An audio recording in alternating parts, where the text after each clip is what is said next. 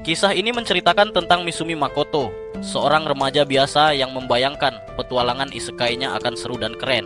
Tepat saat ia dipanggil ke isekai, ia langsung dibuang oleh sang dewi hanya karena kurang ganteng dan glowing. Rupanya, keberuntungannya dalam urusan dunia lain benar-benar buruk.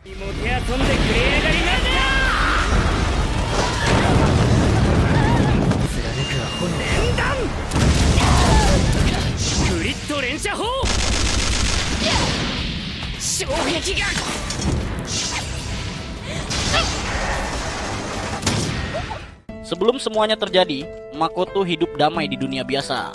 Suatu malam setelah mandi, ia berencana membaca buku sebelum tidur. Tapi ketika matanya terpejam, ia terbangun di dimensi asing. Di hadapannya muncul seorang dewa bernama Tsukuyomi, penguasa Realm of Night. Dengan tenang, Tsukuyomi menjelaskan bahwa orang tua Makoto sebenarnya berasal dari dunia lain. Hal itu mengejutkannya, apalagi ia sadar bahwa selama ini ia tak pernah bertemu kerabat manapun dari pihak orang tuanya. Sang dewa kemudian menjelaskan semuanya tentang reinkarnasi Makoto dan memberi satu syarat sebelum ia dikirim ke dunia lain. Karena Tsukuyomi bisa membaca pikirannya, sang dewa memastikan tidak ada rahasia nakal yang ikut terbawa. Setelah itu, Makoto diberi kekuatan cheat, namun Tsukuyomi memperingatkan bahwa dewi yang akan ia temui nanti adalah sosok yang bermasalah. Tak lama kemudian, Makoto dipanggil ke hadapan sang dewi dunia lain. Alih-alih ramah, dewi itu justru menghina penampilannya, menyebutnya jelek dan tak pantas. Ia menolak memberi kekuatan istimewa pada Makoto, hanya mengajarkan kemampuan dasar seperti membaca dan berbicara. Setelah itu, tanpa belas kasihan, dewi itu menendangnya keluar dari istananya. Bahkan sempat bertanya apakah jatuh dari ketinggian itu akan membunuhnya. Saat terjatuh, Makoto sempat pasrah, tapi Tsukuyomi muncul lagi dan menenangkannya. Karena gravitasi dunia itu berbeda, tubuh Makoto tak akan mati meski jatuh dari langit. Sebelum pergi, Tsukuyomi memberinya kebebasan penuh untuk hidup seperti yang ia mau. Dewi dunia itu telah mencabut status pahlawannya, jadi Makoto kini hanya manusia biasa. Setelah mendarat dengan selamat, Makoto berjalan di tanah asing itu selama 3 hari. Lapar dan lelah, ia mulai ragu dengan petualangan isekai yang dulu ia impikan. Saat malam tiba, ia mendengar suara minta tolong. Ia berlari ke arah suara itu dan menemukan seekor anjing berkepala 2 sedang menyerang seekor babi betina yang mengenakan pakaian. Meski bingung, Makoto segera menolongnya. Dengan satu tendangan, ia membunuh monster itu seketika. Babi itu ketakutan, tapi Makoto mencoba menenangkannya. Ia terkejut karena bisa berbicara dalam bahasa makhluk itu. Babi betina itu memperkenalkan diri sebagai Emma, seekor Highland Orc yang sedang menuju Gunung Suci untuk mengorbankan dirinya kepada Shen, seekor naga suci, demi menyelamatkan desanya. Makoto menolak gagasan itu dan berniat menolongnya. Emma kemudian membawanya ke tempat suci untuk membersihkan diri dan memberinya makanan. Saat tahu bahwa Emma bisa menggunakan sihir, Makoto meminta diajari dasar-dasarnya. Ia pun belajar mengendalikan api hanya dengan membayangkannya, dan kekuatannya membuat Emma tercengang. Namun ketika sistem dunia menunjukkan bahwa level Makoto hanyalah 1, ia terkejut. Emma mencoba menghiburnya agar tidak putus asa. Keesokan paginya, Makoto meninggalkan surat terima kasih untuk Emma dan bertekad menemui Shen sendiri. Ia berlatih sebentar, lalu mencoba sihir tanpa mantra. Saat menembakkan panah api, ledakannya begitu besar hingga menghancurkan pilar batu di sekitarnya. Tanpa sengaja, ia melukai beberapa monster yang ternyata adalah bandit yang ingin menjebak para orc. Tiba-tiba, seekor naga raksasa muncul di hadapannya, Shen sendiri. Serangan naga itu sangat cepat, tapi Makoto berhasil menghindar dengan refleks seperti Jackie Chan. Ia lalu mengaktifkan kekuatan seperti Ultra Instinct, meluncurkan hujan bola api yang bahkan mampu melukai Shen, makhluk yang seharusnya kebal terhadap api. Kesal, Shen membalas dengan sihir ilusi, menjerat Makoto ke dalam mimpi bahagia. Di sana, ia kembali ke sekolahnya dan gadis yang ia sukai, Hasagawa, menyatakan cinta padanya. Namun naluri Makoto sadar ada yang salah, semuanya terasa terlalu sempurna. Ia pun menyadari bahwa ini hanyalah ilusi. Dengan tekad kuat, Makoto menciptakan ruang pelindung yang memutus sihir Shen dan menghancurkan penghalangnya. Saat bebas, Shen tidak lagi merasa marah. Justru ia terkesan dengan kekuatan Makoto dan menawarkan diri menjadi sekutunya. Meski Makoto awalnya menolak, Shen mengancam akan membongkar rahasianya. Akhirnya mereka membuat perjanjian, dan Shen resmi menjadi pelayannya. Yang mengejutkan, naga agung itu berubah menjadi gadis samurai cantik. Ia mengaku mengambil wujud manusia karena menyukai drama sejarah. Saat Makoto meminta agar pakaiannya tak terlalu terbuka, Shen menolak dengan santai. Kemudian ia menunjukkan Mist Realm, sebuah dunia kecil miliknya yang disebut Demi Plane. Namun anehnya, tempat itu kini tampak berbeda, lebih terang dan hidup. Makoto mengucapkan mantra dan memeriksa sekelilingnya. Saat itu ia menyadari kalau tempat ini sangat luas. Ia mulai berpikir apa yang bisa dilakukan dengan ruang sebesar ini. Dan akhirnya muncul ide di kepalanya, membangun sebuah kota. Ia pun kembali ke Wasteland dan bertemu Emma yang mencoba menghentikannya agar tidak melawan Shen. Namun saat itu, Emma terkejut karena mendengar kabar bahwa Shen sebenarnya adalah seekor naga. Untuk membuktikannya, Shen menunjukkan sisik naga yang sempat hilang saat bertarung melawan Makoto. Malam harinya, kesalahpahaman bahwa para bandit ingin menjebak para Highland Orcs akhirnya terungkap. Emma pun berterima kasih kepada Makoto karena telah menyelamatkan nyawanya dan desa para Orc. Pemimpin Highland Orcs juga ingin mengucapkan terima kasih, tetapi Shen justru mengajukan sebuah kesepakatan. Keesokan paginya, Makoto mengetahui bahwa para orc akan pindah ke tempat lain. Namun Shen berkata bahwa mereka akan tinggal di dalam dunia kecil miliknya, yaitu Demi Plane. Makoto agak khawatir karena tempat itu mungkin dihuni monster. Tiba-tiba, muncul seorang gadis kecil yang mirip Shen, klonnya sendiri. Makoto pun kaget bukan main. Akhirnya, ia ditunjuk sebagai pemimpin baru para orc. Sementara Emma bahagia bisa bertemu kembali dengan sang penyelamatnya. Tak lama, Shen menyerap seluruh desa orc ke dalam Demi Plane-nya. Beberapa hari kemudian, para orc sudah beradaptasi dengan baik di tempat baru itu. Di sisi lain, Makoto kini telah menjadi seorang avatar yang mampu menggunakan lebih dari 4 elemen sihir. Saat ia bermain-main dengan sihir, Shen menonton serial dari kenangan Netflix milik Makoto, drama sejarah yang membuatnya ketagihan. Ketika ia meminta episode berikutnya, Makoto menolak. Shen mencoba mencurinya langsung dari ingatan Makoto, bahkan berusaha menggoda dengan caranya sendiri, namun tetap gagal. Baru setelah ia menyinggung masa lalu memalukan Makoto sebagai gamer, ia berhasil membuatnya luluh. Setelah itu, Shen berencana membuat televisi sendiri. Saat Makoto melihat rekaman kenangannya yang tersimpan di Shen, ia menemukan foto keluarganya. Hal itu membuatnya memutuskan untuk mengikuti jejak orang tuanya. Beberapa waktu kemudian, seekor monster kuat menyerang seorang dwarf. 2 jam kemudian, Makoto mendengar kabar bahwa para orc mengalami masalah dengan pohon raksasa. Ia berniat membantu menggunakan kekuatan dari Suomi. Dengan satu tebasan bersih, pohon itu tumbang, membuat para orc kagum. Ia juga menyadari salah satu orc terluka dan langsung menyembuhkannya dengan sihir.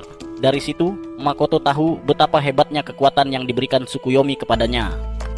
Beberapa jam setelahnya, ia mencoba menguji mantra penyembuhan, namun tidak berhasil. Di saat yang sama, Shen muncul sambil menggendong seorang dwarf ketakutan. Awalnya, Makoto mengira Shen berbuat ulah, tapi ternyata dwarf itu diserang oleh makhluk misterius. Tak lama, monster itu muncul, tertarik pada aroma darah Makoto. Ia terkejut, sementara Shen memperingatkan bahwa makhluk itu sedang marah. Monster itu menyerang, dan Makoto segera tahu bahwa makhluk itu adalah Black Spider of Disaster, makhluk kuno yang bahkan Shen tak bisa kalahkan. Ia membuat penghalang lalu melancarkan serangan, berhasil memotong salah satu kakinya dan menggabungkan sihir api dengan belatinya. Tapi monster itu dengan cepat beregenerasi. Pertarungan pun berlanjut dan Makoto memutuskan untuk menggunakan kekuatan yang lebih besar, panah api yang dikombinasikan dengan jurus Inferno Spear. Namun monster itu justru menyerap sihirnya. Ternyata Shen sengaja memancing monster itu karena ingin meniru adegan dari serial favoritnya. Makoto marah besar dan memutuskan mengeluarkan sihir super kuat, tapi serangannya gagal lagi. Monster itu melakukan serangan balik dan menghancurkan penghalangnya. Saat situasi genting, monster itu mulai menghisap darahnya. Marah, Makoto melepaskan mantra ledakan besar, memperlihatkan kekuatan sejatinya. Shen terpana karena belum pernah melihat sihir sekuat itu. Tapi akhirnya Makoto pingsan karena kehabisan tenaga, sementara monster itu belum kalah. Anehnya, Shen kemudian menyadari bahwa laba-laba itu jatuh cinta pada Makoto. Ia pun memerintahkan monster itu untuk melepaskannya. Tak lama kemudian muncul gosip tentang hubungan Shen dan Makoto, tapi Shen hanya menanggapi dengan omong kosong. Si laba-laba yang kini terpesona juga berencana membuat perjanjian dengan Makoto. Akhirnya, ia berubah menjadi gadis manis dan menjadikan Makoto tuannya. Saat Makoto terbangun, ia melihat luka-lukanya telah sembuh dan di depannya berdiri gadis imut yang memanggilnya Master. Ia pun terkejut saat tahu bahwa gadis itu sebenarnya adalah Black Spider of Disaster. Sambil kebingungan, Makoto tahu bahwa semua ini adalah kesalahan Shen. Beberapa waktu kemudian, seorang dwarf bernama Baron datang menemui Makoto. Ia berterima kasih karena mengira Makoto telah menyelamatkan desanya. Baron meminta izin untuk tinggal di wilayah Makoto dan ia pun mengizinkannya. Namun Shen memberi syarat, mereka harus mengakui Makoto sebagai pemimpin baru. Shen lalu memberikan sisik naganya agar bisa ditempa menjadi senjata kuat untuk Makoto. Hari-hari berikutnya, Makoto berjalan di luar Demiplane dan menemukan sebuah desa manusia. Tiba-tiba, Shen muncul dengan permintaan penting. Para pengikutnya ingin diberi nama. Makoto pun berpikir sejenak lalu memberi Shen nama Tomoe dan ia sangat menyukainya. Tubuhnya bersinar bahagia menerima nama itu. Kemudian giliran si laba-laba yang diberi nama Mio dan ia pun tampak gembira bukan main. Beberapa hari berlalu dan Makoto terkejut melihat begitu banyak ras baru bermunculan di dalam Demiplane milik mereka. Makoto masih bingung dengan semua yang terjadi. Kedua gadisnya tiba-tiba sepakat untuk menjadikannya penguasa tanah baru ini. Tanpa pilihan lain, Makoto menerima gelar itu. Mulai saat itu, ia dikenal sebagai Tuan Muda. Tak lama setelah itu, ia disambut oleh kepala desa para dwarf tua bernama Eldo. Namun Eldo terkejut karena penampilan Makoto berbeda dari manusia dunia ini. Ia bahkan curiga bahwa Makoto adalah manusia yang dikirim oleh sang dewi. Mendengar hal itu, Makoto marah dan menegaskan bahwa ia tidak dikirim oleh siapapun. Meski begitu, Eldo bersumpah akan melayaninya mulai sekarang. Setelahnya, Makoto bertemu para pengikut Tomoe, bangsa Miss Lizard. Ia kaget melihat betapa kuatnya mereka, dan mereka pun berjanji setia kepadanya. Tak berhenti di situ, Makoto juga bertemu dengan para pengikut Mio, yang ternyata memiliki kemampuan regenerasi luar biasa. Dengan begitu, Makoto kini memiliki pasukan monster yang sangat kuat, dan ia menyambut mereka dengan senyum kecil. Senang bertemu kalian. Namun, di balik itu semua, Makoto mulai merasa kesepian. Ia jarang bertemu manusia di luar Demiplane, jadi ia memutuskan untuk berinteraksi dengan manusia lagi. Dalam perjalanannya, ia bertemu seorang gadis cantik. Sayangnya, gadis itu mengira Makoto adalah monster dan langsung kabur ketakutan. Ia hanya bisa berdiri diam, bingung, mengira semua itu hanyalah salah paham. Sesampainya di desa manusia, Makoto baru sadar bahwa manusia di dunia ini bahkan tidak mengerti bahasanya. Ia yakin ini semua ulah sang dewi. Namun belum sempat mencari jawaban, ia justru diserang. Hatinya hancur dan Emma mencoba menenangkannya. Belakangan, Makoto menyadari bahwa masalahnya bukan bahasa, tapi karena penampilannya yang dianggap menakutkan. Ia mulai berpikir bahwa dirinya jelek. Tomoe menjelaskan bahwa bukan wajahnya yang menakutkan, melainkan auranya atau mana miliknya yang terlalu kuat. Emma lalu mengajarinya cara menekan mana itu, tapi percobaannya gagal. Ia pun bertekad untuk mempelajarinya lagi beberapa hari ke depan. Seminggu kemudian, Makoto sudah bisa berbicara bahasa umum dengan dasar yang cukup. Saat itu, artefak buatan para dwarf tua, cincin penyerap mana, akhirnya selesai. Namun, cincin itu langsung hancur. Eldo pun berjanji akan membuat versi yang lebih kuat. Sebulan berlalu, Makoto terus belajar hingga akhirnya pandai menahan mana miliknya. Suatu hari, pandai besi legendaris datang membawa cincin baru. Kali ini, cincin itu tidak pecah. Makoto berhasil menekan auranya dan memutuskan untuk mencoba masuk ke kota manusia lagi. Ia menyamar sebagai pedagang keliling, ditemani Tomoe dan Mio. Begitu masuk kota, Makoto terkejut. Semua orang di sana terlihat sangat cantik, tapi Tomoe hanya tertawa kecil dan berkata mereka hanyalah manusia biasa. Kata-kata itu malah membuat Makoto makin down, merasa dirinya tidak cocok di dunia ini. Mereka lalu mengunjungi guild petualang. Resepsionisnya bersikap curiga dan kasar, membuat Tomoe serta Mio marah karena tuan mereka diperlakukan tak sopan. Di sana, Makoto belajar tentang sistem peringkat petualang dan cara menaikkan level. Ketika ditanya kartu registrasinya, Makoto bilang ia kehilangannya dan diberitahu bahwa ia bisa membuat yang baru di kota Sega. Tak lama kemudian, level Tomoe dan Mio diukur. Hasilnya membuat semua orang tercengang. Keduanya memiliki kekuatan lebih dari 1000. Para petualang terkejut karena bahkan petualang terkuat saat ini, Sophia Bulgar si penakluk naga, hanya berada di level 920 dan pernah mengalahkan naga legendaris bernama Lancer. Saat giliran Makoto diukur, hasilnya mengejutkan, ia masih level 1. Malam harinya, mereka mencoba menyewa kamar di penginapan, tapi harganya sangat mahal. Tomoe langsung menegosiasikan harga dengan gaya khasnya, mengancam akan menghancurkan tempat itu. Hasilnya, mereka dapat potongan harga. Sambil beristirahat, Makoto heran kenapa harga barang di kota ini begitu tinggi. Ia memutuskan makan malam di luar dan meminta Tomoe menjaga barang-barang mereka karena merasa sedang diawasi. Di malam yang sama, Tomoe merasakan kehadiran musuh. Sementara itu, di jalan pulang, Makoto bertemu seorang gadis kecil yang ingin bicara dengannya. Ia meminta Mio menanganinya, tapi Mio malah salah paham dan menakuti gadis itu. Setelah menegur Mio, Makoto meminta maaf dan tahu bahwa gadis itu membawa permintaan tolong. Gadis itu bernama Reena dan ia mencari kakaknya yang hilang sebulan lalu.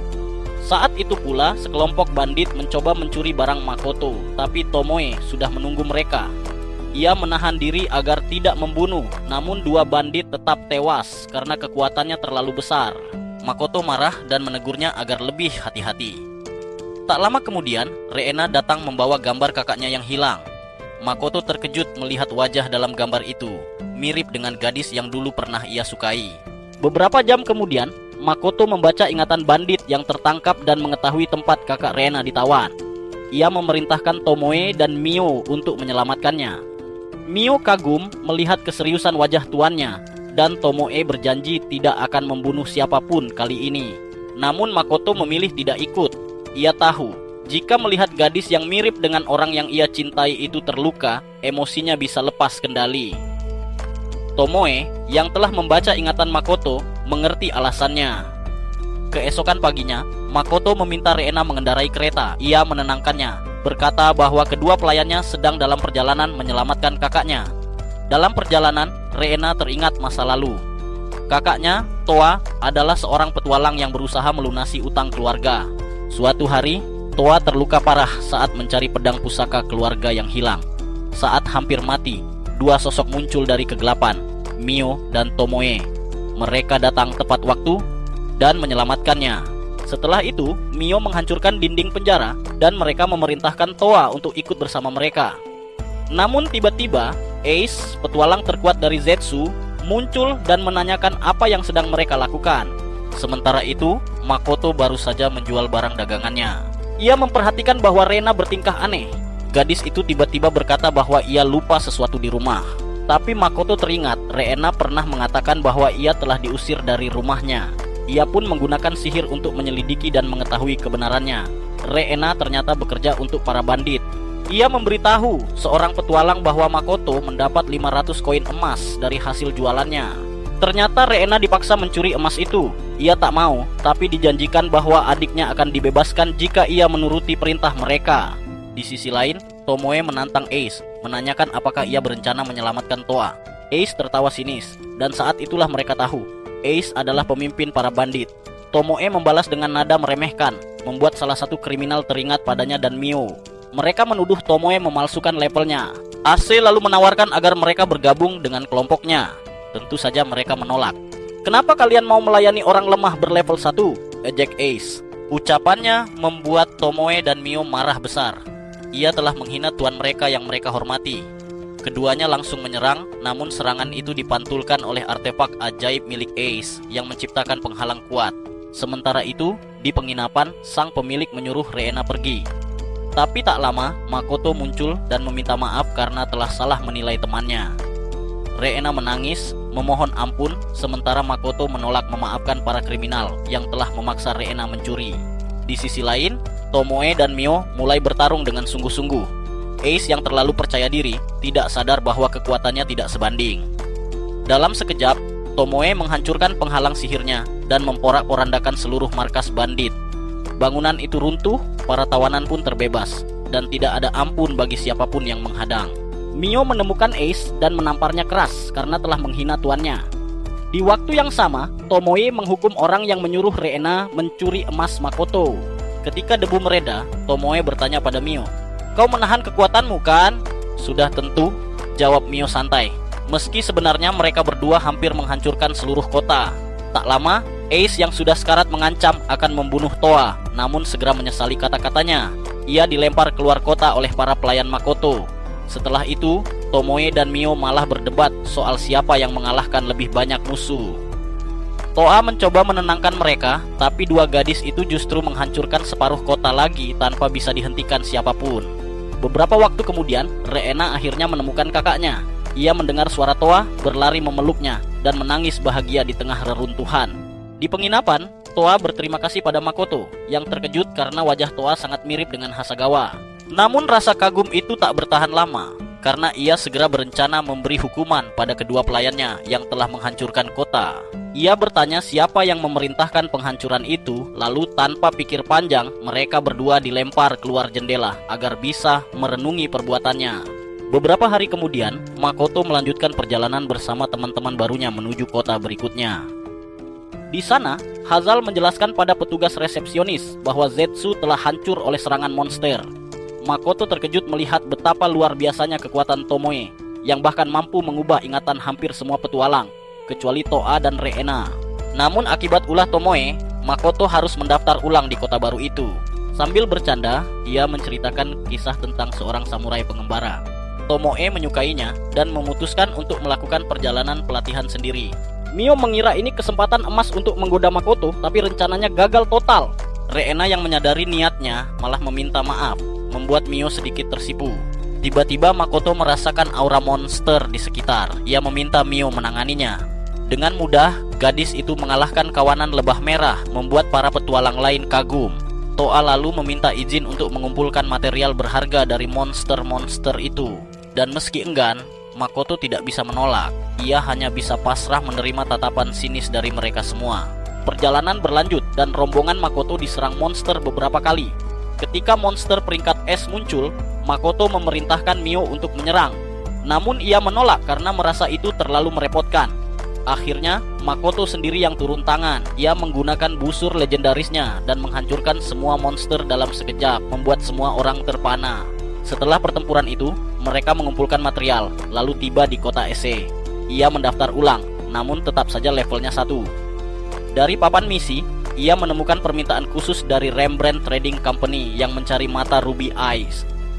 Setelah membagi hasil jarahan, Makoto hanya mengambil mata itu saja. Sebelum berpisah, ia mengundang teman-temannya makan malam. Sebagai hasilnya, ia mendapat nomor kontak Toa dan akhirnya bisa menggunakan Snapchat lewat kartu identitasnya. Seperti menangkap Pokemon legendaris, katanya dengan gembira. Malam itu mereka makan di toko daging terkenal. Toa berkata, makanan sudah siap, dan ketika Makoto mencicipi dagingnya, ia terkejut betapa lembutnya rasa itu. Luisa bertanya bagaimana ia bisa ahli memanah, dan saat itu Hazal muncul dalam keadaan mabuk. Mio langsung cemburu karena ia terlalu dekat dengan tuannya. Lalu muncul juga gadis dwarf bernama Ranina, juga mabuk, yang menantangnya adu panco. Dalam sekejap, Makoto menang tanpa kesulitan. Sementara Mio memesan lebih banyak daging, mereka semua tertawa dan bersenang-senang. Namun di tengah kehangatan itu, Toa memperingatkan Makoto agar berhati-hati dengan Rembrandt Company. Dalam perjalanan pulang, Makoto berkata pada Mio bahwa ia khawatir barang-barang mereka dicuri bandit. Mio salah paham dan mengira mereka akan berduaan. Namun rencananya gagal karena Makoto malah tertidur pulas. Keesokan paginya, ia kembali ke Demi Plane dan Emma menegurnya karena bersikap terlalu formal. Ia pun belajar untuk bertindak seperti pemimpin sejati. Laporan terakhir dari Emma menyebut bahwa pembangunan kotanya berjalan lancar. Bahkan para orc telah berencana membangun kediaman megah untuknya. Makoto tahu bahwa membangun tempat tinggal akan memakan banyak waktu. Namun Emma menenangkannya, mengatakan bahwa tak masalah karena mereka sudah menyiapkan prosedur kerja berdasarkan ingatan Makoto. Saat mereka berbincang, tiba-tiba Eldo muncul dengan wajah gembira. Ia senang bisa bertemu kembali dengan tuan muda Makoto. Dan rupanya ia datang untuk menunjukkan baju zirah baru yang ditempanya bersama para pandai besi lainnya. Namun Makoto hanya tersenyum, menjelaskan bahwa ia tidak membutuhkan zirah karena dirinya seorang pedagang, bukan petarung. Saat itulah pandangannya tertuju pada sebuah mantel panjang hitam yang tampak unik. Pandai besi Caesar memperingatkannya bahwa mantel itu berbahaya karena dapat menyerap banyak sekali mana. Tapi Makoto tak mendengarkan. Ia sudah terlanjur menyukainya. Bahkan ketika pakaian itu mulai bergetar karena tak sanggup menahan kekuatan besar yang tersembunyi dalam dirinya. Beberapa jam kemudian, ia mendengar kabar bahwa sebagian pengikut Mio mampu berubah menjadi manusia. Mereka menunjukkan karang api kepada Makoto, menjelaskan bahwa benda itu sangat beracun.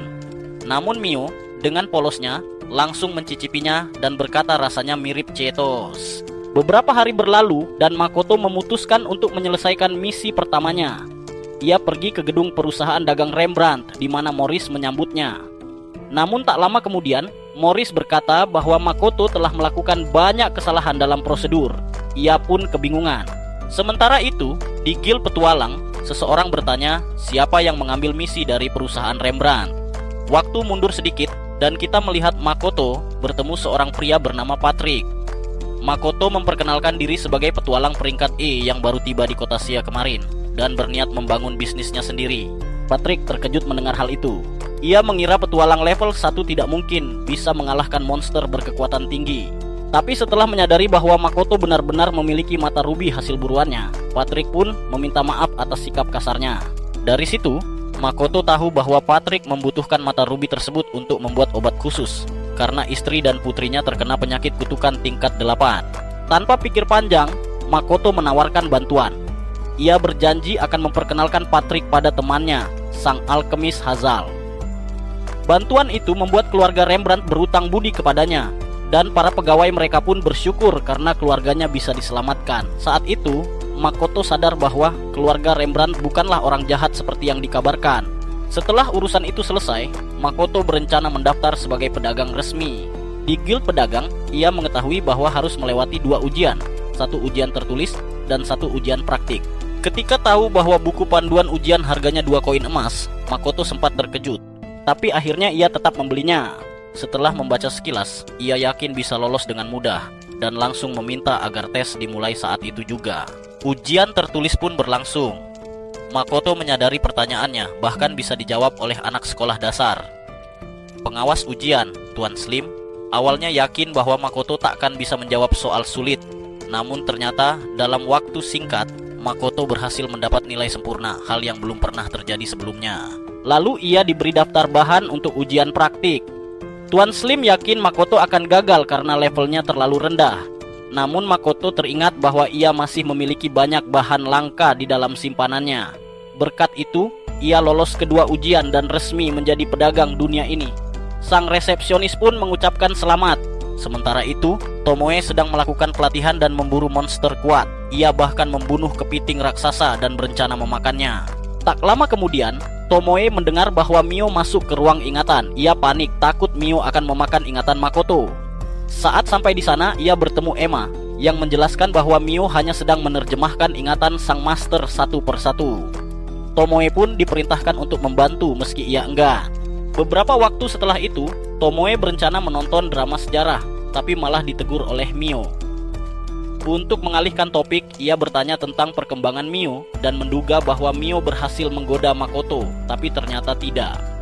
Beberapa saat kemudian, Mio menemukan Netflix dan mulai menonton serial pertamanya. Di sisi lain, Makoto sedang memesan jus. Ia mengira memesan jus lemon, tapi ternyata jus pisang. Tak jauh dari situ, seorang petualang memperhatikannya sambil membicarakan rumor tentang kepiting raksasa. Di tempat lain, Tomoe kecil mencoba menyelinap membawa makanan ke dalam demi-plane. Tapi Makoto muncul dan malah ikut membantunya karena berniat melakukan hal yang sama. Setelah itu, Tomoe kecil melapor bahwa suhu di demi-plane akhir-akhir ini berubah-ubah. Makoto lalu menceritakan rencananya untuk membangun kota Ilus. Namun Tomoe tidak memperhatikannya sama sekali. Ia justru memberitahu bahwa ada keadaan darurat di ruang ingatan. Rupanya Mio ingin menonton episode selanjutnya dari One Piece, tapi Tomoe belum sempat merekamnya di kristal tablet. Mio marah dan mengancam akan menghancurkan beberapa kristal. Saat situasi makin panas, Haruna datang menjelaskan semuanya.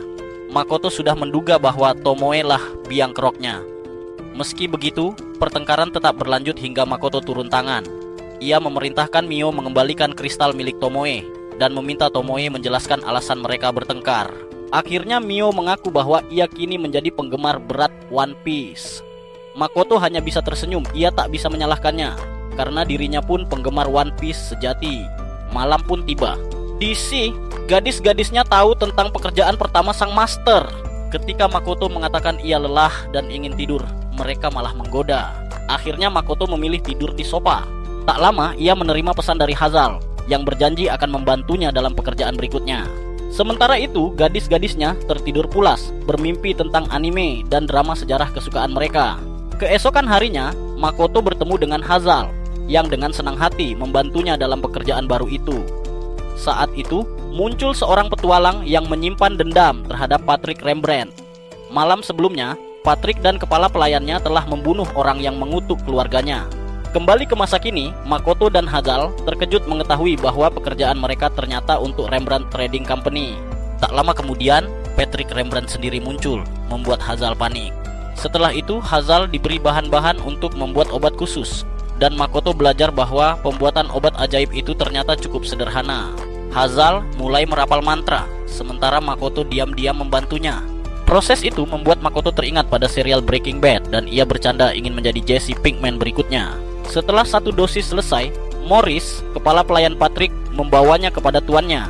Namun saat hampir selesai, Hazal nyaris menjatuhkan ramuan itu. Makoto segera mengaktifkan sihirnya dan berhasil menangkap botol-botolnya. Meski kepalanya terbentur cukup keras, ia sempat ingin memarahi Hazal, tapi kemudian Morris datang membawa kabar buruk. Mereka segera tahu bahwa Patrick terluka saat mencoba memberikan obat kepada istrinya.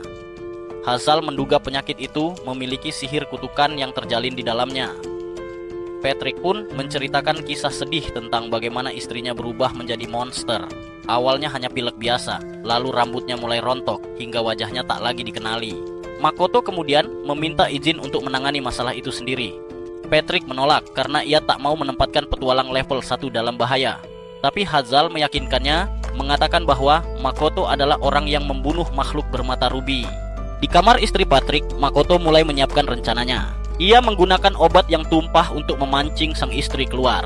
Rencananya berhasil, wanita itu muncul dalam wujud monster dan langsung menyerangnya. Patrick datang tepat waktu, dan Makoto menggunakan kemampuan judonya untuk menahan sang istri. Berkat itu, Patrick berhasil memberinya obat, dan Lisa, istrinya, kembali menjadi manusia. Setelah itu, Makoto melanjutkan misinya menyelamatkan putri-putri Patrick. Di kamar pertama, ia berhasil menghindari serangan dan menyelamatkan putri pertama. Sementara itu, Hazal hampir menjatuhkan ramuan lagi, tapi kali ini Morris yang sigap menangkapnya. Makoto kagum pada pelayan itu. Kemudian ia menuju kamar putri kedua yang sempat mencoba memperingatkannya sebelum menyerang. Meski begitu, Makoto tetap tenang dan berhasil menyelamatkannya juga. Sore itu, Patrick berterima kasih sebesar-besarnya. Ia bahkan mengira Makoto dikirim oleh Dewi. Namun, mendengar kata Dewi justru membuat Makoto kesal. Ia pun meninggalkan kediaman Rembrandt. Di luar, ia bertemu dengan 2 rekannya, Tomoe dan Mio. Namun, tiba-tiba mereka diserang. Tomoe dan Mio dengan mudah menangkis sihir api musuh. Rupanya para penyerang itu adalah orang-orang yang sedang memburu Makoto. Saat Lim datang memanggil bala bantuan, ia menawarkan bayaran 10 koin emas agar kedua gadis itu bergabung dengannya. Mio menolak bertarung sesuai perintah Makoto karena ia takut jika Mio ikut bertarung, seluruh kota bisa hancur. Sementara itu, Tomoe sangat bersemangat karena bisa melawan 20 petualang sekaligus. Makoto memintanya untuk tidak membunuh mereka, hanya melumpuhkan saja. Setelah memberi isyarat, Makoto berkata, "Ajar mereka pelajaran," dan pertarungan pun dimulai. Dalam hitungan menit, hanya Lime dan temannya yang tersisa. Mereka memohon bantuan Mio, tapi ia menolak. Salah satu mencoba kabur, dan Makoto langsung menyerang penyihir itu hingga pingsan. Tomoe kemudian menahan lawan terakhirnya dan mengetahui bahwa mereka bukan orang jahat. Lime akhirnya mengaku bahwa ia hanya dimanfaatkan dan ingin membalas dendam karena mengira Patrick telah membunuh anak-anak yatim. Makoto terkejut mengetahui bahwa Lime tak tahu tentang kutukan level 8. Setelah mendengar kebenarannya, Mio memutuskan mengambil seluruh uang Lime sebagai kompensasi. Tapi Makoto tetap merasa kasihan padanya. Beberapa hari kemudian, Lime datang untuk meminta maaf pada keluarga Rembrandt. Patrick dengan besar hati memaafkannya, dan semuanya berakhir damai. Lime memutuskan pensiun dari dunia petualangan. Tomoe merasa bersalah karena menghancurkan pedangnya, memberinya hadiah, sebuah katana baru. Ia juga menawari Lime pekerjaan sebagai mata-matanya, dengan bayaran besar agar ia bisa melindungi panti asuhan yang ia cintai. Lime menerima tawaran itu dan berjanji tidak akan mengecewakannya. Malam harinya, Tomoe mulai memata-matai Rembrandt Company dan mendapati bahwa Patrick ternyata tidak sebaik yang ia kira. Keesokan paginya, Makoto kembali ke Demi Plane.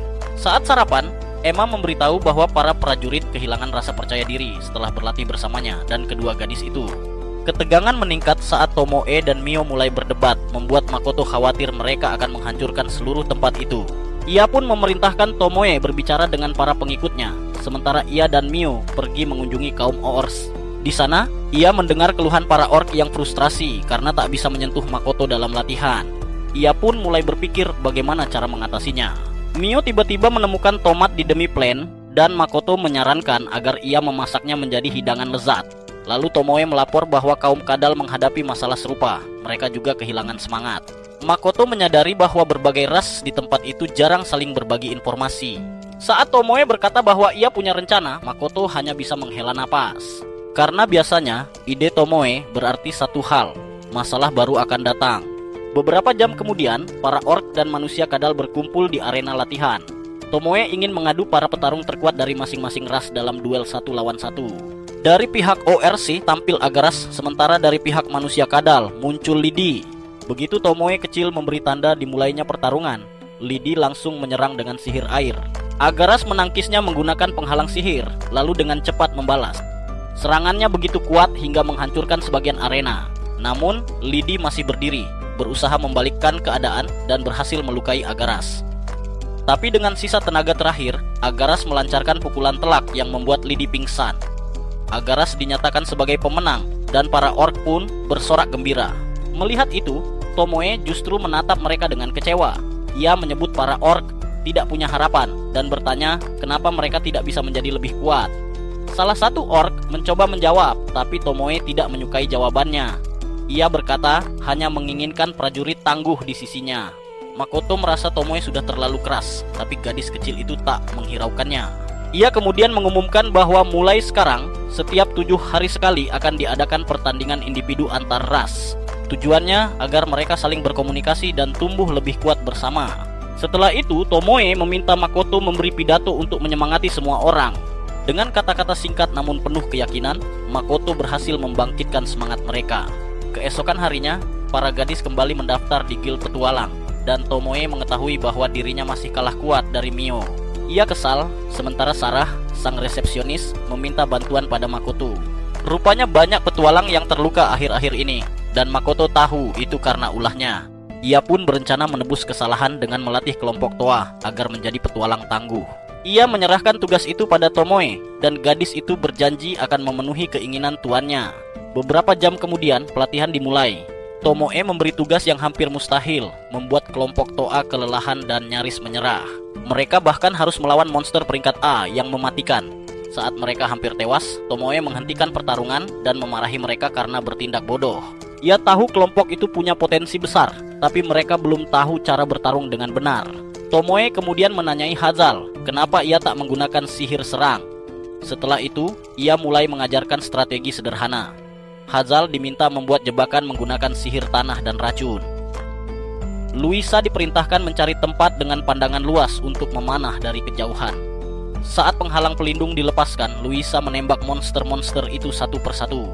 Namun masih ada yang tersisa, jadi Tomoe memerintahkan Ranina untuk mengalihkan perhatian monster, sementara Toa menyerang dari belakang dengan kemampuan pencurinya. Setelah beberapa saat, hanya tersisa satu monster, dan Tomoe mengajarkan Hazal cara mengalahkannya dengan mantra sederhana. Dengan kerjasama itu, kelompok Toa berhasil menumpas banyak monster peringkat tinggi.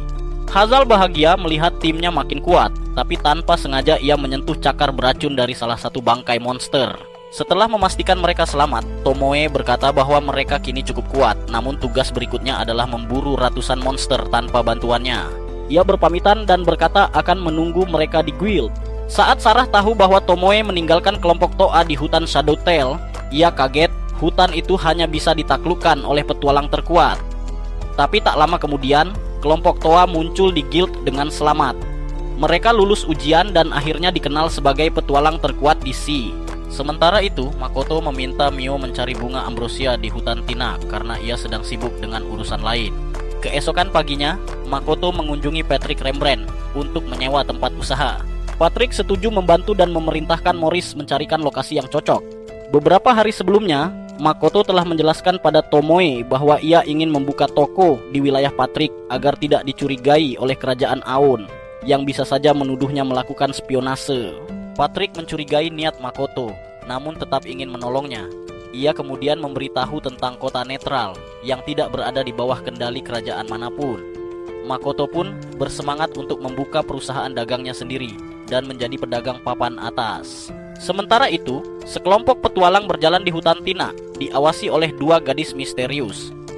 Salah satunya, Eris, tampak menatap mereka dengan sinis, dan Aqua menjelaskan bahwa para petualang itu tidak dibunuh, hanya dibuat pingsan. Malam harinya, Makoto belajar bahwa perubahan status tak berpengaruh padanya. Tak lama, pesta diadakan untuk merayakan berdirinya perusahaan dagangnya. Saat itu, Tomoe kecil digendong dengan lembut, dan Makoto baru sadar bahwa ia terhubung dengan fragmen Tomoe. Mio pun mencoba mendapatkan perhatian tuannya, tapi gagal karena Tomoe menyeretnya pergi. Kemudian, Akina datang membawa kabar. Bunga ambrosia telah ditemukan di hutan Tinak, tapi mereka tak bisa membawanya karena wilayah itu dihuni spesies lain. Ia juga bercerita bahwa para Alka sangat menikmati waktunya di dimensi milik Makoto. Beberapa saat kemudian, pemimpin manusia kadal, Lidi, muncul dan melapor bahwa ia terus berlatih keras berkat dorongan dari Tomoe.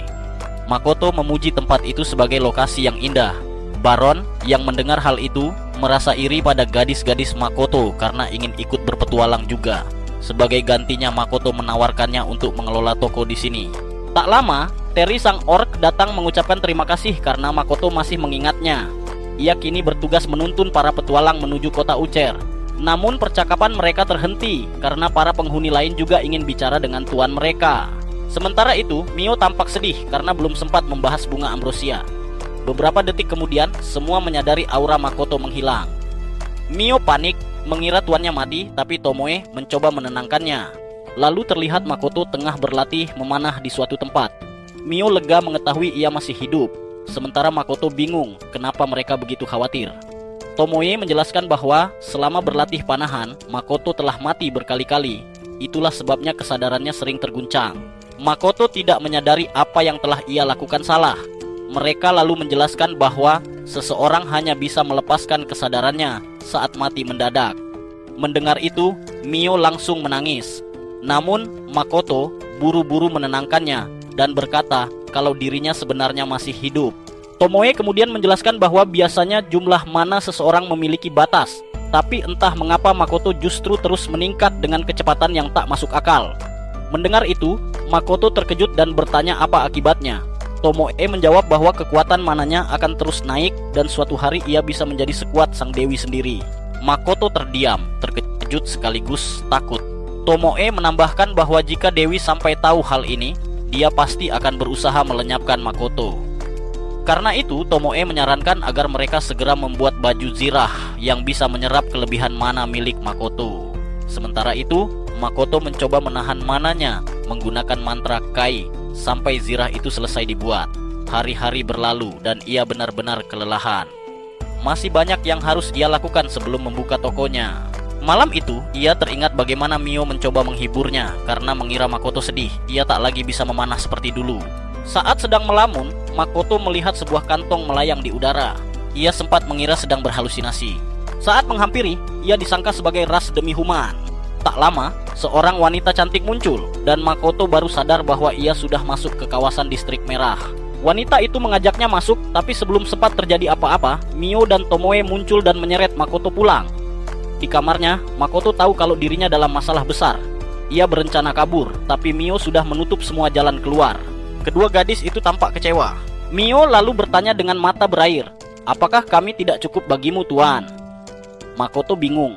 Ia memang menganggap mereka menarik, tapi bagi Makoto mereka lebih seperti keluarga.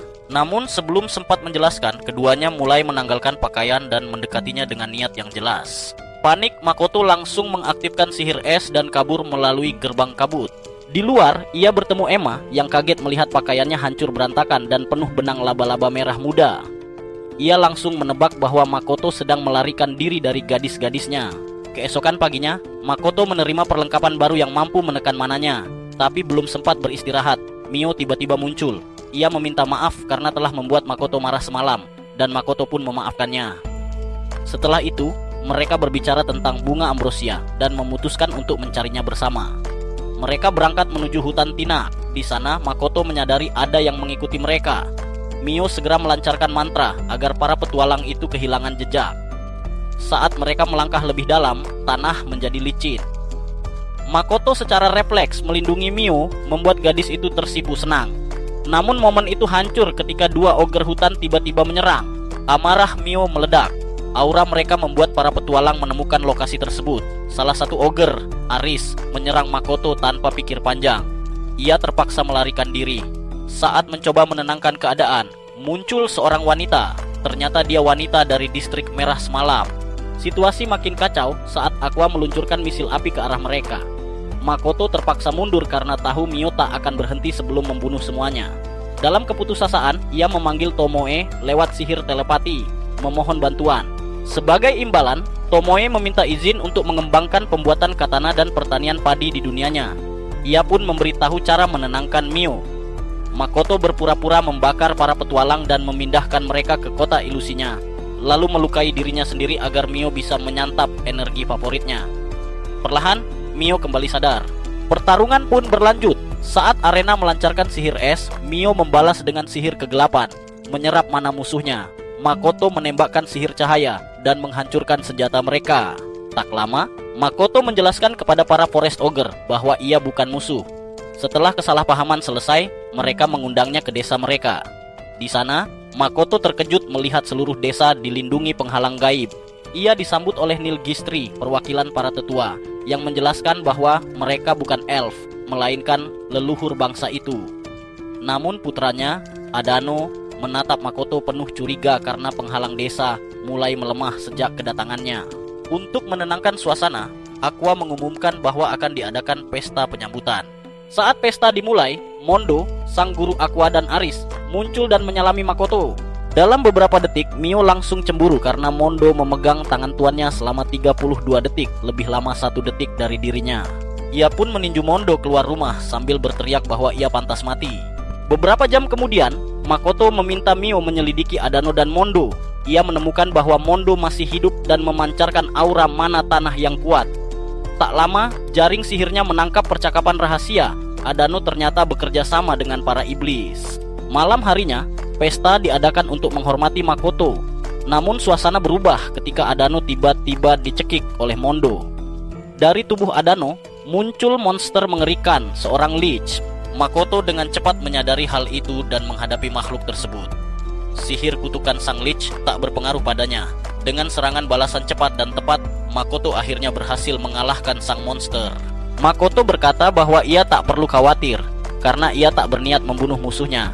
Tak lama kemudian, Tomoe muncul dan Makoto memintanya untuk memindahkan lich itu ke Demi Plane. Beberapa saat kemudian, Makoto mengetahui bahwa para Forest Ogre berencana mengeksekusinya. Sementara itu, Tomoe terkejut melihat Nilgori yang memintanya membuat penghalang di sekitar hutan. Ia pun memperkenalkan diri sebagai pelayan Makoto, dan dari situ mereka sadar bahwa mereka telah membuat kesalahan besar. Lalu Makoto bertanya kepada si kerangka mengapa ia memilih menjadi makhluk abadi. Sang kerangka menjawab, ia ingin menjadi Grand, ras yang diyakini lebih unggul dari manusia dalam segala hal. Namun setelah mengetahui bahwa Makoto mampu menggunakan sihir gelap yang sangat kuat, ia terkejut. Ia tahu kemampuan seperti itu tak mungkin dimiliki orang biasa. Ia sempat bersikap kasar, tapi Mio dan Tomoe tak terima tuannya dihina. Makoto pun menenangkan keduanya agar tidak memperkeruh suasana. Setelah itu Makoto bertanya apakah ia boleh meminjam beberapa buku sihir. Si kerangka kaget, terlebih setelah tahu bagaimana Makoto belajar menguasai sihir. Dari percakapan itu, Tomoe mengetahui bahwa alasan sebenarnya si kerangka ingin menjadi Grand adalah untuk membuktikan bahwa dunia lain memang ada. Ia percaya rumor bahwa para Grand bisa berpindah antar dunia. Namun Tomoe menjelaskan bahwa ia salah paham. Mereka yang berhasil melintasi dunia disebut Grand, bukan makhluk yang menjadi Grand untuk bisa melakukannya. Makoto kemudian bertanya apakah benar ada cara untuk berpindah antar dunia. Tomoe menjawab ada, tapi risikonya sangat tinggi, peluang selamat hampir nol. Setelah kesalahpahaman itu diluruskan, Tomoe mencoba meyakinkan si kerangka untuk menjadi pelayan Makoto. Makoto memahami keinginannya dan menantikan saat ia menjadi bawahannya. Di sisi lain, sekelompok petualang berencana mencuri harta dari Demi Plane. Sementara itu, Tomoe kecil dan Hokuto sedang membawa peti berisi perlengkapan menuju gudang penyimpanan. Kembali ke Makoto, ia akhirnya membuat perjanjian dengan si kerangka untuk menjadikannya pelayan. Setelah perjanjian selesai, tubuh sang kerangka berubah kembali menjadi manusia tampan. Makoto terkejut, ia tak menyangka wujud aslinya begitu rupawan. Si pria itu berterima kasih dan bahagia bisa menjadi pelayan Makoto. Namun tiba-tiba Tomoe merasakan sakit luar biasa. lalu terdengar ledakan keras. Tanah bergetar hebat dan semua orang panik. Tomoe terluka parah hingga tak sadarkan diri. Makoto memerintahkan Mio menghentikan pendarahannya, lalu bergegas menuju lokasi ledakan. Di perjalanan, ia sadar pelayan barunya belum terbiasa dengan tubuh manusianya. Ia cepat kehabisan tenaga. Sesampainya di tempat kejadian, Makoto menemukan dua rekannya sudah tak bernapas. Perasaan kehilangan itu membuatnya teringat pada saat kucing kesayangannya mati. Namun pelayannya berkata bahwa keduanya belum benar-benar mati, hanya butuh bantuan Makoto. Ia pun bertekad tak akan membiarkan mereka pergi. Dengan ide yang brilian, ia menggandakan kekuatan penyembuhannya dan berhasil. Hokuto mulai bernapas lagi dan Makoto merasa lega. Tak lama kemudian, seorang gadis orc menunjukkan liontin milik Terry. Ia mengatakan bahwa Terry mencoba menghentikan para manusia dan memberitahu arah keberadaannya. Ketika Makoto tiba di sana, ia merasakan kehadiran petualang di balik gerbang kabut. Saat mencoba menembusnya, ia melihat kenangan dari salah satu petualang. Rekannya berusaha menghentikan pencuri, namun mereka diserang dengan brutal. Ledakan dari cincin sihir menewaskan Tomoe kecil yang mencoba menyelamatkan semuanya. Sementara itu, Sarah terdampar di kota Elusori dan kebingungan. Tiba-tiba Makoto muncul di belakangnya dengan wajah muram. Sarah kaget dan dengan sombong menatap rendah karena mengira Makoto hanyalah makhluk setengah manusia. Ia mengancam akan membunuh Makoto, tapi Makoto tak gentar. Amarahnya sudah meluap karena Terry tewas. Saat Sarah menyerang, Makoto menangkis dengan mudah dan menebas kedua lengannya. Ia menatap dingin dan berkata bahwa ia akan membalas kematian rekan-rekannya. Sarah memohon ampun, tapi Makoto tak bisa memaafkannya. Untuk pertama kalinya, ia menghabisi seseorang. Dan setelah itu, ia menangis. Ia sadar, bukan amarah yang ia rasakan, melainkan kesedihan mendalam karena kehilangan teman-teman yang ia sayangi. Keesokan harinya, mereka mengadakan upacara peringatan untuk Terry dan pecahan jiwa Tomoe. Api unggun dinyalakan, pesta diadakan untuk mengenang mereka. Makoto berusaha terlihat tegar, meski hatinya hancur. Beberapa hari kemudian, para gadisnya mengetahui bahwa pelayan barunya diberi nama Shiki. Makoto lalu menceritakan pada Tomoe bahwa ia melihat ingatan para petualang, dan Tomoe segera memahami beban yang ia rasakan. Makoto sempat khawatir, apakah dengan membuat kontrak ia telah berubah menjadi monster? Tapi Tomoe tertawa dan menjelaskan bahwa kontrak itu tak mencampur tubuh mereka, hanya mengikat jiwa. Bahkan, Makoto kini bisa memakai kekuatan para pelayannya tanpa risiko. Namun hal itu membuat Mio cemburu. Ia bertengkar dengan Tomoe, yang dengan bangga menyebut dirinya pelayan nomor 1 dan memiliki ikatan paling kuat dengan sang tuan. Shiki hanya bisa tersenyum sedih. Ia baru mengenal Makoto, tapi sudah sangat menghormatinya. Beberapa hari kemudian, Makoto menemui Emma. Ia berencana membentuk divisi khusus untuk melindungi rakyat lemah agar tragedi tak terulang. Ia juga meminta para pengikut Mio menyamar sebagai petualang di kota Elus. Setelah itu, ia meninjau rancangan gudang baru dan mempercayakan pembangunannya pada Baron. Sore harinya, Makoto menemui ayah Terry untuk meminta maaf karena tak bisa melindungi putranya. Namun sang ayah tak menyalahkannya, hanya menatap penuh pengertian. Malam itu, Makoto memikirkan masa depan demi Plain, dan akhirnya ia membuat keputusan besar. Keesokan harinya, ia menemui mitra bisnisnya, Patrick, yang menunjukkan peta dunia ini dan menjelaskan wilayah kekuasaan tiap bangsa. Setelah semuanya berakhir, Makoto berterima kasih pada Patrick atas bantuannya.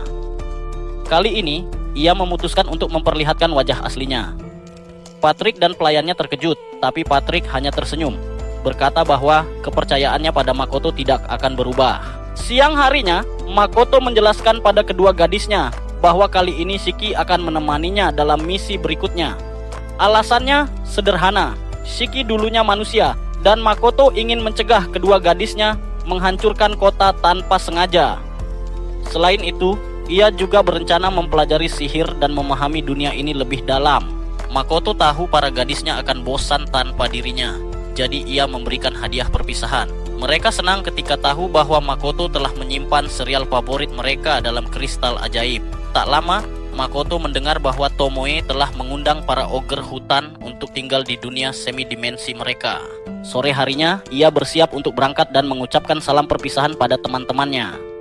Makoto menantikan petualangan baru, tapi tiba-tiba sesuatu terjadi.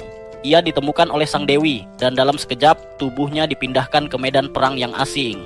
Kebingungan menyelimuti pikirannya. Ia merasakan kehadiran seseorang yang mendekat, lalu serangan datang begitu cepat. Darah mengucur, ujung jarinya terpotong. Saat itu Makoto sadar, wanita di depannya bukanlah musuh biasa. Ia mencoba menenangkan diri dan menyadari bahwa semua ini ulah sang dewi. Ketika mencoba menghubungi pelayannya, Sophia muncul dan langsung menyerangnya. Makoto terkejut, pertahanannya bahkan tidak mampu sepenuhnya menahan serangan itu. Ia ingin tahu siapa sebenarnya musuhnya dan alasan mereka menyerangnya. Ternyata Sophia dan rekannya telah berpihak pada para iblis. Makoto terkejut mengetahui bahwa dirinya kini berada di tengah perang antara manusia dan iblis. Ia sempat berpikir untuk melarikan diri, tapi tahu itu mustahil. Akhirnya, ia memutuskan untuk menyerang balik dengan sihir api, menciptakan ledakan besar untuk mengalihkan perhatian musuh. Namun, Sophia menyadari bahwa Makoto bukan lawan yang lemah. Ia justru semakin bersemangat melawannya. Ia mengira Makoto mendapat perlindungan dari sang dewi, sehingga mereka menggunakan artefak sihir untuk meniadakan berkah ilahi itu. Makoto marah dan mencoba menjelaskan bahwa sang dewi sebenarnya membencinya. Tapi Lancer, rekan Sophia, menuduhnya berbohong. Makoto hanya bisa berkata bahwa ia sendiri tak tahu mengapa dewi mengirimnya ke medan perang ini. Ia baru sadar bahwa dua orang di depannya adalah petualang terkuat di dunia ini. Meskipun begitu, Sophia tetap ingin membunuhnya. Makoto pun memutuskan untuk bertarung serius. Ia menanggalkan cincin-cincin yang menekan kekuatan mananya. Seketika, energi besar meledak dari tubuhnya, menciptakan ledakan dahsyat. Musuh-musuhnya kehilangan pandangan, tapi Makoto bisa merasakan keberadaan mereka. Ia mengeluarkan senjata barunya, busur api. Panahnya meluncur, menghantam Sophia yang tak mampu menahannya. Serangan demi serangan terus ia lancarkan tanpa henti. Kali ini, ia menggunakan sihir air, menembakkannya dengan kekuatan penuh. Lancer mencoba membuat penghalang air, tapi kekuatan Makoto jauh melampaui itu. Lancer pun terluka parah. Sophia mencoba serangan terakhir, tapi pedangnya dihancurkan oleh Makoto. Dalam sekejap, ia muncul di belakangnya, menahan tubuh Makoto, lalu Lancer memindahkan mereka ke udara. Dari langit, Sophia melepaskan Makoto, yakin bahwa ia akan mati saat menghantam tanah. Namun, Makoto tak menyerah. Dengan sihir api, ia menghancurkan rintangan di udara, lalu membalas dengan sihir air raksasa. Ia menggabungkan kekuatan cincin-cincin penyerap mana dengan busur air miliknya, menciptakan serangan luar biasa. Sebelum sihir itu menghantam tanah, ia membuka Mist Gate dan melarikan diri. Beberapa saat kemudian, Sophia dan Lancer tampak nyaris tewas akibat serangan itu. Keesokan paginya, Makoto terbangun dengan Tomoe dan Mio di sisinya. Luka-lukanya sudah sembuh berkat mereka. Di tempat lain, Patrick membaca surat kabar yang menulis bahwa ledakan besar beberapa hari lalu disebabkan oleh murid ketiga sang dewi, tanpa tahu bahwa itu adalah Makoto sendiri. Saat menceritakan semuanya, Shiki menebak bahwa Dewi berusaha memaksanya untuk melawan para iblis. Makoto pun mengungkapkan rencananya untuk belajar sihir di akademi, meski sadar bahwa sang dewi mungkin akan kembali mengganggunya. Untuk itu, ia memutuskan menyembunyikan Mio dan Tomoe karena mereka adalah kartu trufnya. Beberapa hari kemudian, Tomoe memperkenalkan seseorang padanya, sosok kecil yang mirip dirinya sendiri. Makoto terkejut saat tahu bahwa itu adalah Tomoe kecil, fragmen baru hasil gabungan, mana miliknya dan Tomoe. Ia menamainya Komoe, dan gadis itu dengan bangga memanggilnya ayah. Tak lama kemudian, pelatihan besar dimulai untuk membuat para prajurit menjadi lebih kuat. Para pendatang baru kelelahan, bahkan ada yang ingin menyerah. Eris sempat kabur karena mengira pisang beracun, tapi kemudian menyadari betapa lezatnya buah itu. Di sisi lain, Akina menyamar sebagai petualang untuk memata-matai para pelanggan.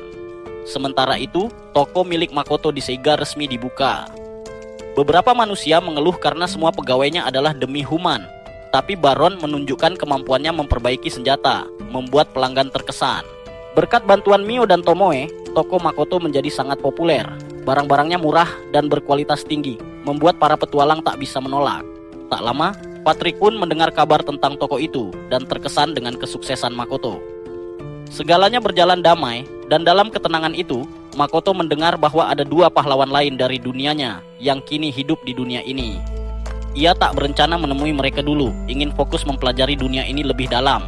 Sampai akhirnya, Emma datang membawa kabar. Mereka telah menyiapkan pesta perpisahan untuknya. Saat itu, Makoto tersenyum. Ia sadar sudah melalui begitu banyak hal sejak tiba di dunia ini. Di sisi lain, Mio menghabiskan waktunya belajar memasak saat Makoto sedang bepergian. Ia mencoba meniru hidangan yang pernah ia lihat dalam ingatan Makoto. lalu memberikannya untuk dicicipi oleh para penghuni lainnya. Namun, niat baiknya hampir berubah menjadi bencana. Saat mencoba membuat kari, Mio justru mencampurkan berbagai bahan sembarangan, mulai dari tumbuhan aneh di sekitar, mineral, hingga potongan panci tempat ia memasak.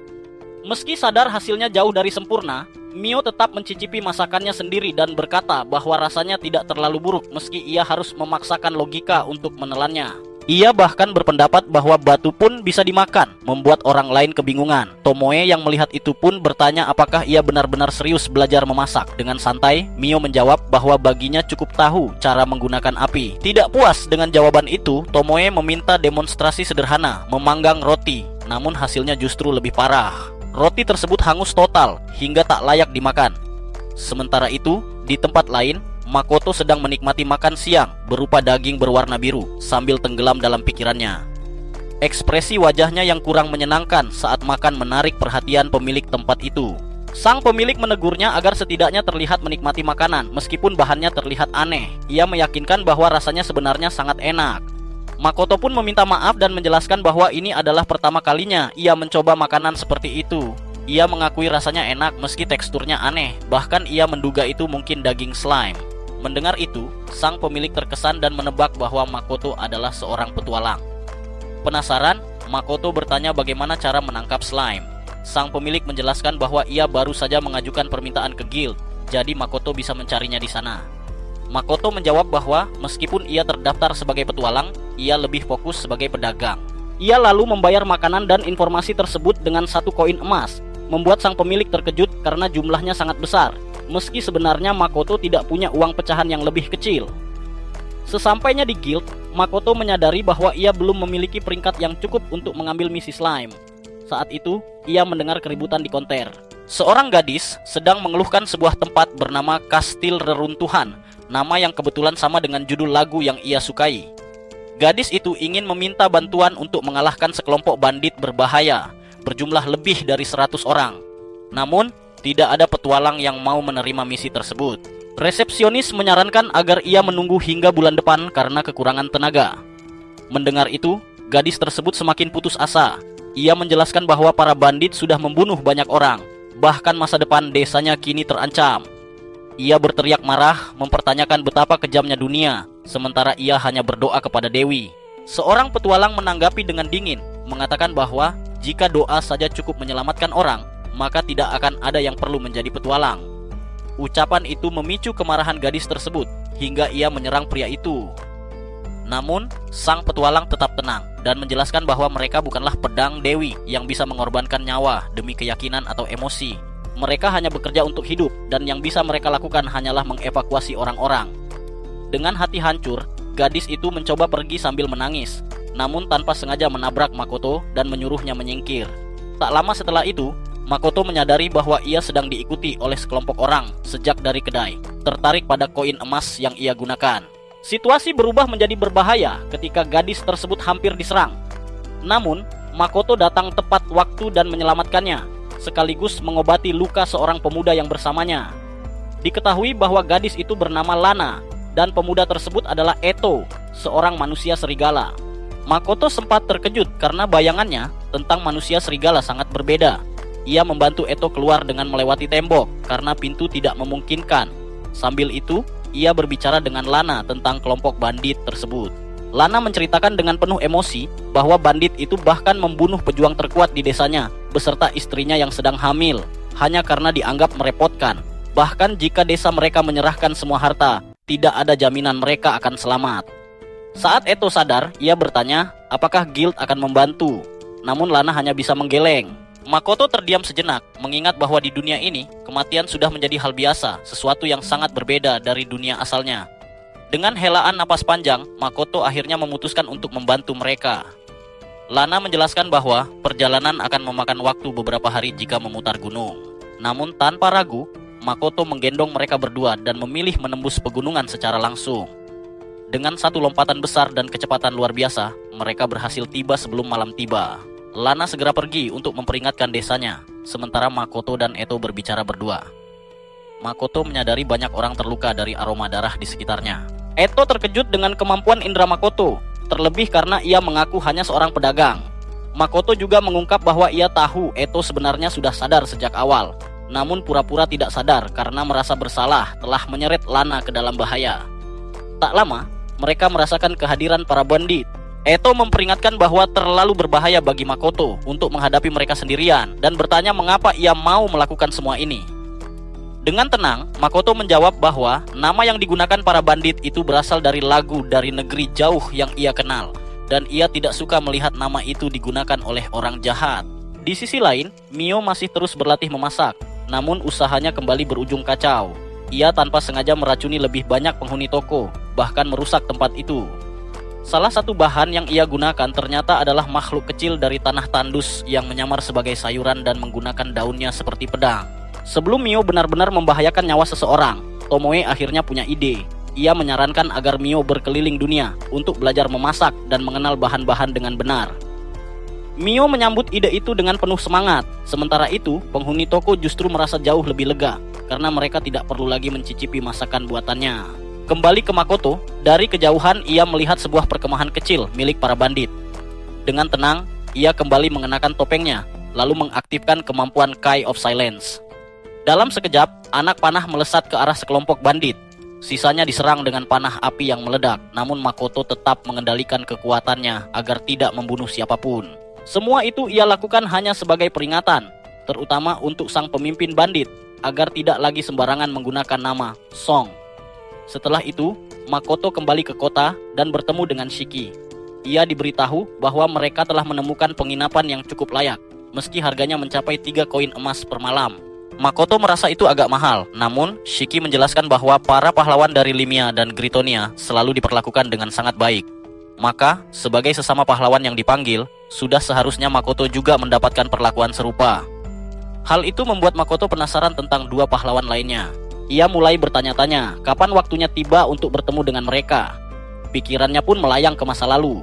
Saat masih di sekolah, Makoto pernah bertemu dengan Hibiki. Saat itu, Hibiki mengaku sedikit iri padanya, meski ia sendiri tidak sepenuhnya memahami alasannya. Banyak orang menyebut Makoto sebagai pahlawan hanya karena ia bergabung dalam klub yang dipenuhi pria tampan. Sementara itu, Hibiki selalu merasa hidupnya terlalu mudah. Ia bisa mendapatkan apapun hanya dengan usaha minimal. Ia bahkan mulai meragukan apakah akan ada saat di mana ia harus benar-benar berjuang atau merasakan kegagalan. Namun, semua berubah ketika ia tiba-tiba dipanggil ke dunia lain, ke hadapan seorang dewi. Dewi itu memberikan semua atribut seorang pahlawan, lengkap dengan kekuatan besar, serta misi untuk memimpin umat manusia melawan iblis bersama dua pahlawan lainnya. Awalnya, Hibiki ragu. Hidupnya di dunia asal sudah cukup baik, penuh teman dan kenyamanan. Namun sang Dewi menghentikannya, mengatakan bahwa kehidupan lamanya hanyalah kehampaan, dan bertanya apakah ia tidak ingin menjalani hidup yang lebih menantang, di mana ia bisa mempertaruhkan nyawa bersama orang-orang yang benar-benar ia percayai. Tanpa menunggu jawaban, sang Dewi langsung meningkatkan kemampuan sihir, kekuatan dan karisma Hibiki, serta memberinya harta suci yang berisi roh seekor serigala. Ia kemudian dikirim ke kerajaan Limia, di mana ia disambut sebagai pahlawan dan dipuja oleh semua orang. Berbeda jauh dengan Makoto yang justru dibuang ke sebuah gurun tandus. Seiring waktu, Hibiki mengetahui bahwa para iblis semakin memperluas wilayah mereka. Negara Elysion telah hancur dan kini hanya Limia serta Gritonia yang menjadi garis pertahanan terakhir. Ia juga tahu bahwa kerajaan lain memiliki pahlawan masing-masing. Meski begitu, untuk saat ini fokusnya adalah membentuk kelompoknya. Sang raja bahkan telah menyiapkan beberapa kandidat, termasuk seorang penyihir istana dan seorang ksatria baru. Namun Hibiki tetap harus memilih satu lagi. Pilihannya jatuh pada Naval, seorang ogre hutan yang hampir mundur sampai ia melihat kelembutan Hibiki. Menyadari kekuatan Naval, Hibiki mencoba meyakinkannya dengan janji bahwa selama bersama, ia bisa membasmi sebanyak mungkin iblis. Berbeda dengan Makoto, yang harus mendapatkan kepercayaan rekannya melalui pertarungan, dan rekannya itu adalah seekor naga tingkat tinggi. Setelah kelompoknya terbentuk, Hibiki menerima misi pertamanya, mengawal seorang pendeta dari Laurel. Namun di tengah perjalanan, mereka diserang oleh monster bernama Kobold, makhluk yang menjadi lebih kuat dengan memakan mana dan mampu memanggil bala bantuan. Awalnya, Hibiki belum pernah membunuh makhluk hidup, ia ragu. Namun karena itu monster, ia mencoba bertarung. Hingga ia tersadar bahwa monster itu bisa berbicara seperti manusia, bahkan memohon pertolongan. Keraguannya semakin besar, sampai akhirnya Napal mengambil tindakan dan situasi berubah menjadi pertempuran besar melawan pasukan monster. Meski mereka kuat, melindungi sang pendeta menjadi semakin sulit. Dalam kondisi terdesak, Hibiki akhirnya menguatkan tekadnya dan maju menyerang. Keberaniannya menginspirasi Chia yang kemudian memohon untuk bergabung dengan kelompoknya. Dengan anggota baru, Hibiki merasa kemenangan sudah pasti. Sampai suatu hari mereka bertemu dengan laba-laba bencana. Pertarungan itu berakhir buruk, mereka tidak mampu melawan makhluk tersebut. Satu persatu rekannya tumbang dalam kondisi parah. Hibiki sendiri kehilangan kesadaran, dan ketika ia terbangun, ia sudah berada di tempat tidur, dikelilingi rekan-rekannya yang masih terluka. Itulah pertama kalinya Hibiki merasakan kekalahan, dan betapa menyakitkannya hal itu. Namun dari situlah tekadnya untuk menjadi lebih kuat mulai tumbuh.